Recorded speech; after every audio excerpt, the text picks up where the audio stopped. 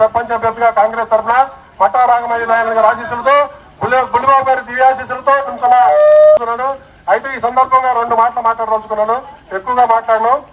కొంతమంది ప్రత్యర్థులు నేను గెలిస్తే ఈ ఊళ్ళో ఉండడు ఎక్కడికో వెళ్ళిపోతానని చెప్పి ప్రచారం చేస్తున్నారట. నేను ఒకటే చెప్తున్నాను, నేను పుట్టింది మా నాన్నగారు పుట్టింది, మా తాతగారు పుట్టింది ఇదే గ్రామంలో. నాకు ఇల్లు ఉంది, ఊళ్ళో పొలం ఉంది. నేను ఇక్కడే ఉంటాను, ఎక్కడికి పోను.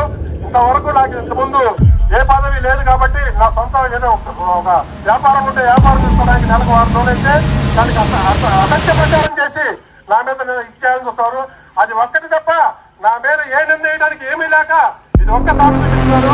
అయితే అదే ప్రత్యర్థులు మాకు ఛాలెంజ్ ఇస్తున్నాను. నేను 250 ఇల్లు కట్టిస్తానన్న 250 ఇల్లు కట్టిస్తానని 100 రూపాయల బాండ్ రాష్ట్రాలని ఇప్పుడు నేను పదవి తప్పుకుంటాను. వాళ్ళకి ఛాలెంజ్ చేస్తున్నాను. 250 ఇల్లు కట్టివ్వాలని నేను ఇప్పుడే తప్పుకుంటాను. వాళ్ళకి ఏకగ్రహం చేస్తాను. మనకి కావాల్సింది మన ఊరు అభివృద్ధి తప్ప వేరే ఏమీ లేదు. మీరు ఏ మాటలు నమ్మకండి, అసత్య ప్రచారాలు అసలు నమ్మకండి. ఎందుకంటే మన రాఘమయ్య నాయుడు గారి ఆశీస్సులతో నన్ను నుంచోబెట్టారు. మనందరము కలిసి వాళ్ళ అఖండ మెజార్టీతో ఇక్కడ గెలిపించాము కందుకూరు గ్రామంలో.